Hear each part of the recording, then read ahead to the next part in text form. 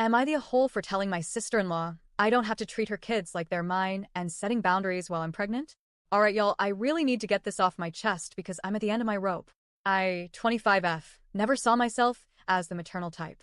I was never the person cooing over babies or volunteering to babysit at family events. Honestly, I didn't really like kids all that much, especially when they weren't mine. But then life happened.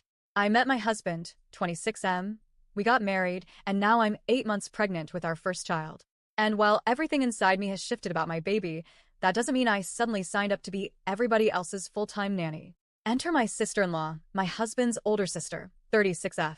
She's a single mom of 3, a 4-year-old boy who's wild and not potty trained, a 7-year-old boy who's mostly nonverbal and mimics things he hears off cartoons, and a 9-year-old girl who, to her credit, is actually super sweet and tries to keep her brothers in check. Now, I want to be clear, I respect her hustle. She works full-time Monday through Friday, raises her kids on her own, and I know it can't be easy. But out of everyone in this family, cousins, uncles, aunts, even her own parents, I'm the one she constantly calls to help with the kids. Me, the heavily pregnant woman working part-time from home, barely able to tie her own shoes without breaking a sweat. And guess what? She never offers a dime. Not even gas money or a thank you coffee. It's like my uterus made me eligible for unpaid childcare. Things came to a head recently at a family bonfire barbecue. She came over with her kids, and within 5 minutes of arriving, she asked me to just help out a little while she grabbed a drink and socialized. I didn't mind at first. I was sitting, my feet hurt, and I figured it was no big deal for a little bit. But y'all, she disappeared for 2.5 hours. Didn't check in once. No texts. Nothing. Just straight up vanished while I was out here chasing her 4-year-old around the yard. This kid is built like a linebacker and runs like a damn gazelle. I could barely breathe, let alone catch him. The 7-year-old wandered off muttering bluey quotes, and the 9-year-old, bless her, tried to help me wrangle her brothers and even offered to get snacks for them, so I could sit down. And when her mom and my husband saw her trying to help, they told her, "No, sweetie, your auntie can do it. She's the adult." Excuse me? By the time my SIL came waltzing back, laughing like nothing happened, holding a full plate and talking about how much fun she had, I was done. She looked me up and down and said, "Girl, you'd make a better mom than me. You should just claim them as yours," like it was some kind of compliment. I gave a tight laugh, handed her kids back, and thought that was the end of it. But later that night, she kept pressing me about how I need the practice and should step up since we're family now. That's when I told her straight, I love your kids. I really do. But they're not mine. And the best part about being the aunt? I get to pass them back. She did not like that. Not one bit. She got nasty real quick, started throwing out these racist comments under her breath, talking about how my people are lazy, how I sit on my ass while she works hard every day, and that my baby is probably just going to be another burden like me. Y'all, I was shaking. I'm 8 months pregnant, exhausted, barely sleeping, and now I'm being verbally attacked at a damn family event. I tried to walk away, but then my husband came over, and instead of defending me, he took her side, said I was being cold, and that he didn't marry someone selfish who wouldn't help family. That hurt more than anything she said.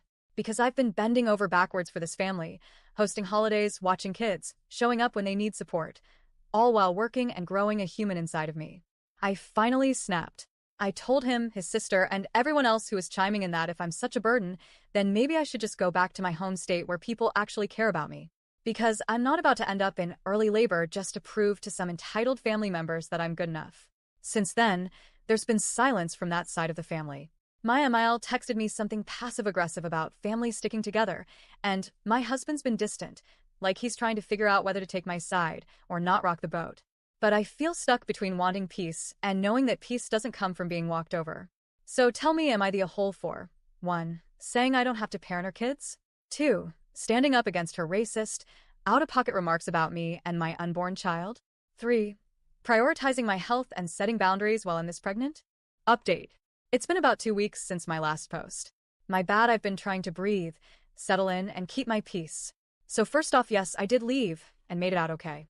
I'm staying with my brother now. Before I left, my EXSIL really tried it. This woman had the nerve to drop her kids off on the porch, knowing it was just me at home. My ex-husband was headed to the airport, and I was trying to handle the house. When she saw I wasn't coming to the door, she told her kids to go around back where there's a pool, no gate, for feet to 10 feet deep. If that gate had been locked like it should have been, anything could have happened. But she didn't care, just pulled off. And as much as I didn't want to deal with it, I let the kids in, but I also called the police. I'd had enough. They came, talked to me, and called MIL to come get them because I wasn't doing this again. I was leaving the next evening and wasn't about to be guilt-tripped into babysitting. MIL showed up angry, calling me a pathetic bitch and saying my daughter would never be accepted. She tried to attack me, but luckily the officer was in the way. He told her if she didn't take the kids, he'd call DHR and she'd be the one going to jail.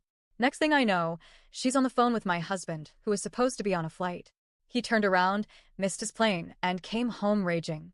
Told me I was vile, that he wanted a divorce, that if I wasn't pregnant I would have gotten it, and that he wanted nothing to do with the baby. Talking about he'll take everything in court, even my baby.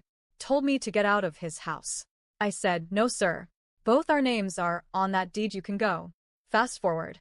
Asael comes back hours later that night, drunk, banging on windows, yelling for me to come out so she can beat my ass. I was inside, confused, watching it all on the cameras. I told her through the mic, leave my property or I'm calling the police, and standing my ground. Instead of backing off, this fool throws a rock through the window. I called the police again, and she starts screaming that I kidnapped her kids who weren't even there. When the officers got there, I opened the door, let them search the house, and reminded them her mama had already picked them up. Did I press charges? Absolutely. I showed them the footage and they arrested her. Once they found out she was in jail, my phone blew up. My ex even tried to come back to the house, but I was already gone at a friend's house. I took my important documents, the baby stuff, clothes, etc. Her and her boyfriend said I could stay as long as I needed even though I was leaving the next day. I was scared to be at the house alone.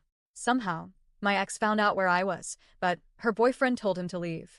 That night, I couldn't sleep. I was too anxious, thinking he might come back. Next morning, his job called me asking why he missed his flight and if he was okay because he wasn't answering his phone. So I sent them everything, voicemails, videos, all of it. Never heard back officially, but judging by the sudden crying voicemails from him and his mom, he either got fired or suspended. Asael got bailed out by MIL, but neither one has the kids. The kids are with their actual daddy whom Asael was keeping them away from, and they're doing better already. Their dad told me the 4M is finally out of pull-ups, the 7M is getting into speech therapy, and the 9F is being the sweet angel she's always been. As for me, I'm okay. I'm 36 weeks plus 5 days. Baby girl is healthy and kicking, and I'm surrounded by peace and love. I'm staying with my brother, his wife, and their newborn twins. My niece? She's my little bestie. My nephew? He's still side-eyeing me, but we're working on it. I'm still working from home. My boss knows everything and told me I can go on maternity leave whenever I'm ready and take all the time I need. I've been surrounded by family and childhood friends, the ones who truly love me. My good sister-in-law keeps joking that I should just stay forever so we can raise our kids together. Honestly, I'd love that. But I'm also focused on building something just for me and my daughter. Oh, and yes, I'm getting that divorce. I'll be filing out of state, so it'll take some time, but I'm playing it smart. No more emotional moves, just prayers, planning, and peace. To everyone who told me to run, thank you. Y'all were right. The advice, the jokes, the love, I needed all of it.